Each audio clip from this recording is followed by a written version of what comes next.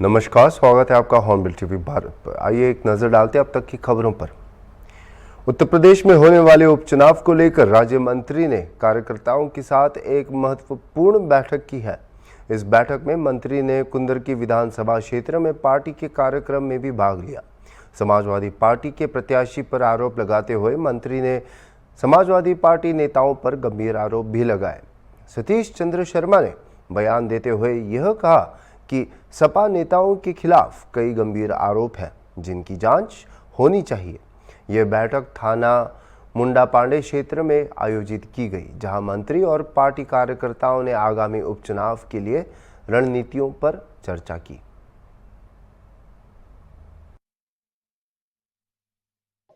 देखिए, देश के प्रधानमंत्री आदरणीय नरेंद्र मोदी जी के मार्गदर्शन में प्रदेश के माननीय मुख्यमंत्री पूज्य योगी आदित्यनाथ जी के नेतृत्व में उत्तर प्रदेश 2017 से निरंतर विकास के पथ पर अग्रसर है। पूरे देश के अंदर उत्तर प्रदेश आज तेजी के साथ आगे बढ़ रहा है। सरकार की लोक कल्याणकारी योजनाएं गरीबों तक, किसानों तक, माताओं बहनों और कमजोर लोगों तक बिना भेदभाव के पहुंच रही हैं। जिस तरीके से कुंदरकी में एक उत्साह का वातावरण है भारतीय जनता पार्टी के साथ, भारतीय जनता पार्टी के जो हमारे प्रत्याशी आदरणीय रामवीर सिंह जी, उनके साथ लोगों का विश्वास है। मैं समझता हूं कुंदरकी सहित सभी 9 सीटों पर भारतीय जनता पार्टी का कमल खिलेगा। देखिए, समाजवादी पार्टी के चरित्र के बारे में आप सब लोग पहले से अवगत हैं। 2017 में जब हम लोगों ने देखा किस तरीके से 17 से पहले समाजवादी पार्टी का गुंडा राज था, माफिया राज था और किस तरीके से माफियाओं को प्रोत्साहन दिया जा रहा था, इसी से त्रस्त होकर भारतीय जनता पार्टी को जनादेश मिला था, उत्तर प्रदेश की सम्मानित जनता ने दिया था। और मुझे पूरा भरोसा है कि जो सरकार है, जो ऐसे लोग हैं जो कानून को हाथ में ले रहे हैं, उसमें नियमानुसार के ऊपर कार्रवाई करेंगे। और इसके साथ साथ जनता, क्योंकि जनता विकास चाहती है, मुझे पूरा भरोसा है कि कुंदरकी की जनता विकास के साथ है। जो आने वाले अभी जो लगभग 30 महीने हमें लग रहा है कि कुंदरकी के विकास के लिए बहुत ही महत्वपूर्ण है और भारतीय जनता पार्टी का यहाँ कमल खिलेगा और यहाँ की जन भावनाओं के अनुरूप कुंदरकी का विकास होगा। जात, पंथ, मत, मजहब से ऊपर उठकर हमारी सरकार ने योजनाओं का लाभ सब तक पहुंचाने का काम किया है। योजनाएं सब तक सबको मिली हैं, बिना भेदभाव के सबको मिली हैं। इस नाते मेरा पूरा भरोसा है कि आज लोग विकास के साथ में हैं, विकास चाहते हैं लोग। तो मुझे पूरा भरोसा है कि कुंदरकी की जनता भारतीय जनता पार्टी के विकास के साथ में है, भारतीय जनता पार्टी को चुनेगी, भारतीय जनता पार्टी को जिताएगी। महिला थाना पुलिस ने 2 युवतियों सौम्या उर्फ रश्मि और मोनिका उर्फ रश्मि साहू को गिरफ्तार किया है, जिन पर 15 लाख रुपए की ब्लैकमेलिंग का आरोप है। पुलिस के मुताबिक 6 नवंबर को एक महिला ने शिकायत की थी कि इन युवतियों ने उनके पति को अश्लील फोटो और वीडियो के जरिए ब्लैकमेल कर 13 से 15 लाख रुपए ऐंठे। पुलिस ने आरोपी युवतियों के पास से 2,40,000 जब्त किए हैं और आशंका जताई है कि इन युवतियों ने और भी लोगों को इसी तरह फंसाकर ब्लैकमेल किया होगा। ब्लैकमेलर्स 2 युवतियों को गिरफ्तार किया गया, क्या पूरा मामला है? मामला ये था कि एक लता ठाकुर नाम की महिला एक आवेदन लेके लिखित टाइपशुदा आवेदन लेके आई थी। तो उसने उसमें लिखा हुआ था कि लगभग 15 लाख रुपए 2 लड़कियां उसके पति से ब्लैकमेल करके उनके फ़ोटो और मतलब वीडियो कुछ बना के ब्लैकमेल करके ले चुकी हैं। पूरा घर परेशान और मतलब उनका जो सोना चांदी था वो भी उन लड़कियों के माध्यम से बिक चुका है। तो उसी संबंध में उन्होंने दस्तावेज भी प्रस्तुत किए, तो वरिष्ठ अधिकारियों को अवगत कराया गया। तो वरिष्ठ अधिकारियों के आदेश अनुसार वो कार्रवाई की गई, जिसमें अपराध पंजीबद्ध कर विवेचना में लिया गया है। संपर्क में कैसा आया महिलाओं? ये इनका क्या है, एक मैंने जो ऑब्जर्व करा तो एक नया ट्रेंड चल रहा है कि ये जैसे कोई व्यक्ति परेशान है या कुछ है तो ऐसे उसको सर्च टाइप का करती हैं, फिर उसको जाके उसको टारगेट करना, फिर उनसे बातचीत आगे बढ़ाना, फिर उनको अपनी ग्रिप में लेके फिर वीडियो वगैरह बना लेना। तो फिर जाके मतलब उनसे जो भी इनकी मांगे हैं, पैसे हैं या और अन्य चीज़ जो भी इनका रहता है तो वो करती हैं, जो कि गलत है। अभी तक की पूछताछ में वो कुछ बताया कि कितने लोगों को अपनी जायज में फंसा चुकी है इस तरह? अभी तक की पूछताछ में उन्होंने ऐसा तो मतलब कुछ नहीं बताया, लेकिन हाँ काफ़ी लोग हो सकते हैं और भी आगे ऐसी हो सकती है बात। यूपी के शाहजहांपुर जिले में गंगा घाटी की ओसीपी संस्कृति से जुड़े 4500 साल पुराने तांबे के हारपून पर आदिशिव की चित्रकारी मिली है। इस संस्कृति के लोग अपने बचाव के लिए जंगली जानवरों से सुरक्षा हेतु विभिन्न प्रकार के हथियार रखते थे, जिनका वजन 100 किलोग्राम से 250 किलोग्राम तक था। खास बात यह है कि हड़प्पा सभ्यता से भी ऐसे तांबे के हथियार इतने बड़े पैमाने पर नहीं मिले हैं। पुरातत्ववेत्ता विजय कुमार ने बताया कि इस तांबे के हारपून पर आदिशिव की तस्वीर अंकित है। इस संस्कृति के लोग भाले, तलवारें, आरी, चाकू जैसे विभिन्न प्रकार के हथियारों का इस्तेमाल करते थे। इसके अलावा लोग युद्ध के देवता गरुड़ और कार्तिकेय की मूर्तियों भी रखते थे। विशेषज्ञों ने इन हथियारों का कार्बन डेटिंग कर उनकी आयु और समय काल का निर्धारण किया है। आइए देखते हैं ये विशेष रिपोर्ट। दो देवता जो है पहचाने जा सकते हैं इसमें। एक तो गरुड़ जो बाद में विष्णु का वाहन बना, और इससे पहले जो देवता थे कार्तिकेय, वो बाद में फिर बाद की माइथोलॉजी में शिव के पुत्र के रूप में दिखाए गए। ये इसका प्रमुख उद्देश्य ये होता था कि जब भी युद्ध में जाती थी सेना तो उस ध्वज लेके जाती थी अपनी। जैसे आप कभी रोमन आर्मी को देखेंगे, उसके चित्र देखेंगे, तो हर आर्मी के साथ, हर प्लाटून के साथ या हर बटालियन के साथ उनका ध्वज होता था सामने। ध्वज जो इस तरह का ध्वज नहीं होता था, झंडा नहीं होता था, वो पक्का इस तरह का बनाते थे। इसी को लकड़ी पे लगा के ऊपर से इसको ऐसा रखते थे, इस तरह से उठा के रखते थे।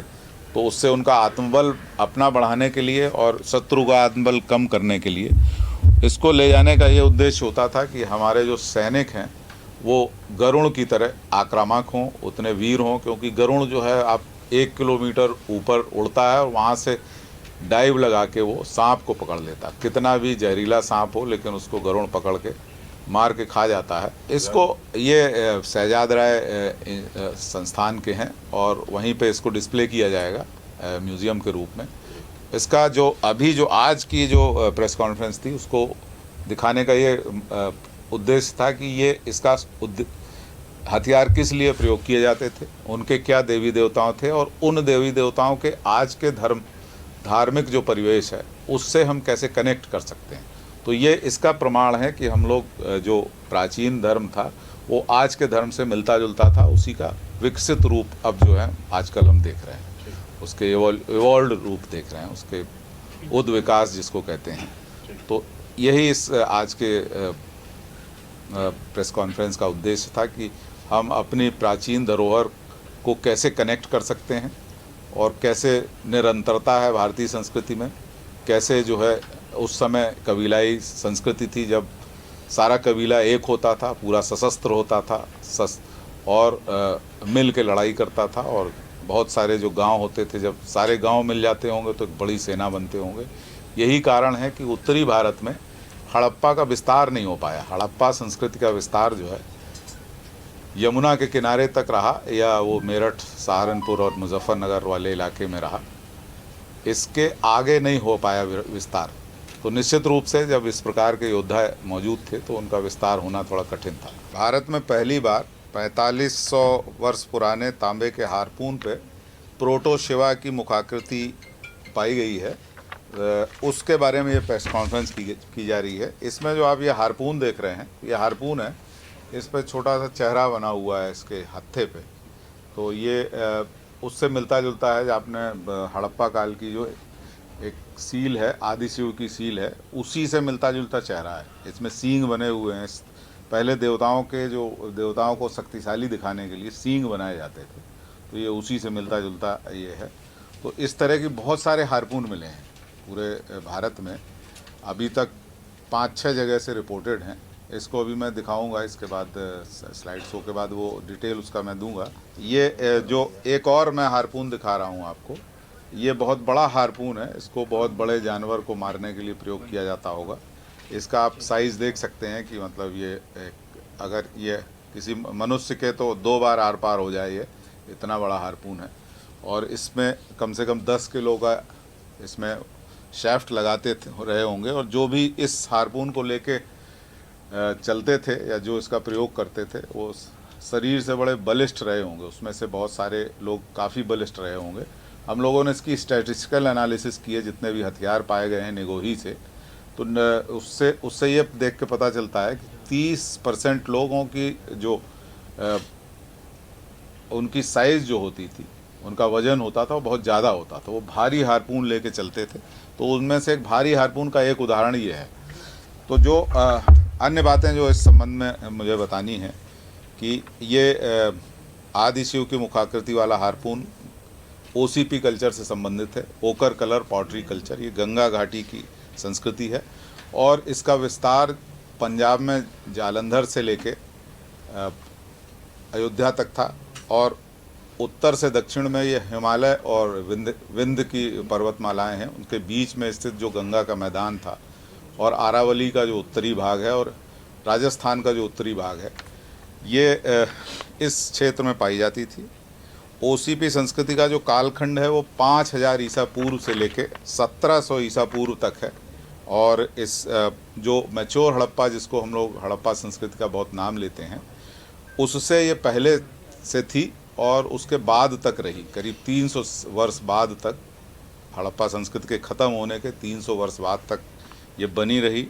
इस संस्कृति के लोग विभिन्न प्रकार के हथियार प्रयोग करते थे, जैसे भाले, तलवारें, छोटी तलवारें, जैसे अभी हारपून मैंने दिखाए, चिज़ल जिससे लकड़ी को काटते थे, आरी, गड़ासा, चाकू, कड़े, रापी का प्रयोग करते थे। हथियारों का जखीरा जो होता था, ये गांव के बीच में जो सबसे सुरक्षित स्थान होता था वहाँ पे रखा जाता था। और जो OCP काल का जो गांव होता था, उस संस्कृति का जो गांव होता था, आज जैसे गांव जैसा नहीं होता था। आज गांव में सारे लोग एक जगह अपने मकान बनाते हैं और उनके खेत गांव के चारों तरफ होते हैं। पहले क्या करते थे लोग कि बीच में तो कोई मुख्य जो उनका मुखिया होता होगा, उसका घर रहता होगा, लेकिन उनके खेत 1-2 स्क्वायर किलोमीटर में फैले होते थे और अपने खेत में वो अपना मकान बनाते थे। ऐसा जो है, एक रामकोट के पास एक साइट है OCP की, वहाँ उस साइट का मैंने अध्ययन किया था, तो उसमें इसी प्रकार का सेटलमेंट पैटर्न पाया गया था। सबसे प्रमुख बात जो है कि उस समय की जो झोपड़ियाँ, वो झोपड़ी बनाते थे कच्चे वेटल एंड डॉब का, मतलब बांस के दीवारें बना के उस पे कीचड़ लगा के, या जो वेटल एंड डॉब से बनाते थे सारी अपनी झोपड़ियाँ, और अपने खेत के बीच में ही बनाते थे। खेत की जो फसल होती रही होगी तो उसकी सुरक्षा के दृष्टिकोण से। अभी भी आप आदिवासी इलाकों में जाएंगे तो आदिवासी अपना खेत बनाते हैं, उसके बीच में अपनी झोपड़ी बनाते हैं, ताकि खेत की सुरक्षा जो है अपने जानवरों से, जंगली जानवरों से कर सकें। उस समय तो सब जगह जंगल था, तो स्वाभाविक रूप से जंगली जानवर वहाँ पाए जाते थे। और सबसे प्रमुख बात उस OCP संस्कृति की थी कि सभी कबीले के सारे लोग शस्त्र धारण करते थे, क्योंकि जहाँ जहाँ इस तरह के हथियार मिले हैं वो करीब 250 किलो, 150 किलो, 200 किलो मिलते हैं। ऐसा लगता था कि तीर धनुष तो सभी लोग रखते रहे होंगे, लेकिन जो विशिष्ट हथियार हैं, ये उस समय का AK-47 है, जो जिसके पास भी ये होता होगा उससे कोई लड़ने नहीं आता होगा, क्योंकि अगर ये किसी को धोखे से अगर छू भी जाए ये, तो उसका जो है उसकी मृत्यु सुनिश्चित है। तो मुझे लगता है कि इन हथियारों का वो पूरा कबीला सशस्त्र होता था। और दूसरी जो सबसे प्रमुख बात है कि इस तरह के हथियार इतनी बड़ी संख्या में हड़प्पा की किसी भी साइट से नहीं पाए गए। जो हड़प्पा की खुदाई की गई, मोहनजोदड़ो की खुदाई की गई, पूरी खुदाई के बाद भी इतने हथियार नहीं मिले हैं जितना यहाँ एक गांव में 250 किलो, 150 किलो, 300 किलो हथियार मिलते हैं। तो ऐसा लगता है इनके पास तांबे का ज़्यादा स्रोत था और ये तांबे के हथियारों का ज़्यादा प्रयोग करते थे। और हड़प्पा की तुलना में ये इनकी धातु जो मेटलर्जी थी वो ज़्यादा एडवांस थी, मेटलर्जिकल जो टेक्नोलॉजी थी वो ज़्यादा एडवांस थी। इनका जो तांबा था वो उत्तराखंड और राजस्थान से आता था, क्योंकि उत्तराखंड और राजस्थान में इनका प्रभाव था। और इसको देख के हम लोग ये कहते हैं, इसको पहले ढाला जाता था सांचों में, फिर ढाल के जो इसकी जैसे आप इसको देखेंगे तो पहले ये ढाला गया है, जो इसके ये दिखाई पड़ रहे हैं, जो इसके कांटे दिखाई पड़ रहे हैं, ढलाई वाले कांटे। इसका जो लग है ये ढाला गया है, और इसका जो शाफ्ट है ये भी ढाला गया है, और इसका जो मिड रिब है ये ढलाई वाली है। लेकिन इसकी जो ये धार है ये पीट के बनाई गई है, बाद में पीट के, ताकि नुकीली बनाई जा सके, ताकि इसका प्रयोग जो है युद्ध में किया जा सके या शिकार के लिए किया जा सके। तो इसको ढालते थे, फिर उसके बाद पीट के इसको आकार देते थे। भोपाल के ऐशबाग थाना क्षेत्र में एक युवती से दुष्कर्म का मामला सामने आया है, जहां 19 वर्षीय की युवती से दुष्कर्म किया गया है। एडिशनल डीएसपी जोन 1 रश्मि अग्रवाल दुबे ने बताया कि ऐशबाग में आरोपी के खिलाफ एफआईआर दर्ज कर ली गई है। पीड़िता की युवक से मुलाकात कंप्यूटर क्लास में हुई थी, जिसके बाद आरोपी युवती को एक होटल में ले गया और उसके साथ दुष्कर्म किया गया। युवती और उसके परिजनों की शिकायत पर आरोपी युवक को गिरफ्तार कर जेल भेज दिया गया है। फिलहाल पुलिस मामले की गहन जांच कर रही है। थाना में एक 376 धारा में पॉक्सो एक्ट में प्रकरण पंजीबद्ध हुआ है। इसमें नाबालिग बच्ची के साथ एक युवक के द्वारा ज्यादती की गई है, और ये अगस्त माह की घटना बताई गई है बालिका के द्वारा। और बालिका यहाँ पर अशोका गार्डन में किराए के कमरे में रहती है। वहाँ वह युवक आके उसके रूम में उसके द्वारा कई बार ज्यादती की गई है। बालिका के द्वारा कल अपने पिता के साथ आकर थाने में रिपोर्ट कराई गई, जिसमें अपराध पंजीबद्ध किया जाकर विवेचना की जा रही है। नहीं, उसका परिचित लड़का है, इतना उसके द्वारा बताया गया है, रिश्तेदार नहीं है। उसके द्वारा कल पहली बार रिपोर्ट की गई है। अपने पिता के संज्ञान में जब उस बच्ची ने लाए तो पिता उसको लेके थाने आए हैं, जिस पर तत्काल प्रकरण पंजीबद्ध किया गया है। अभी वो सब पता किया जा रहा है। कल ही इसमें एफआईआर पंजीबद्ध हुई है, उसकी गिरफ्तारी के प्रयास किए जा रहे हैं शीघ्र कर। यूपी के सीतापुर में घर के बाहर लेटने के लिए चारपाई पर मच्छरदानी लगा रहे अधेड़ को अज्ञात हमलावर के द्वारा गोली मार दी गई। सूबेदार नाम के अधेड़, जिनकी उम्र लगभग 55 वर्ष बताई जा रही है, अज्ञात हमलावर ने पेट में गोली मार दी, जिससे वह गंभीर रूप से घायल हो गए। परिजनों ने घटना की जानकारी पुलिस को दी, जिसके बाद मौके पर पहुंची पुलिस ने आनन फानन में घायल सूबेदार को अस्पताल में भर्ती कराया। पुलिस ने अज्ञात हमलावर के विरुद्ध मुकदमा दर्ज करते हुए कार्रवाई प्रारंभ कर दी है।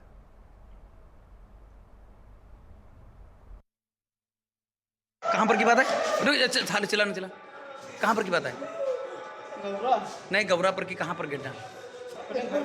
घर पर हाथा पहुड़ रहे हम पूजा करने लगे ना। हाँ। और बस जब हम पूजा जब कर रहे तो धान गोली लागे इनके। अरे नीचे हम तुरंत ऐसे आए ना है, और बस इनका देखे न परे, और वह भाग तुरंत गन्नम फेल गवा है आदमी, वो तनका जान नहीं मिला क्यों आए। अरे 2 मिनट नहीं है, बस तुरंत गोली दिए मार दी। थाना रामपुर कला क्षेत्र अंतर्गत आज शाम लगभग 6 बजे ग्राम गौरा निवासी सूबेदार उम्र लगभग 55 वर्ष अज्ञात व्यक्ति ने किसी ने उनको गोली मार दी। इस सूचना पर तत्काल पुलिस पहुंची और मजरूब को प्राथमिक उपचार के बाद बेहतर इलाज के लिए हायर सेंटर रेफर कराया गया है।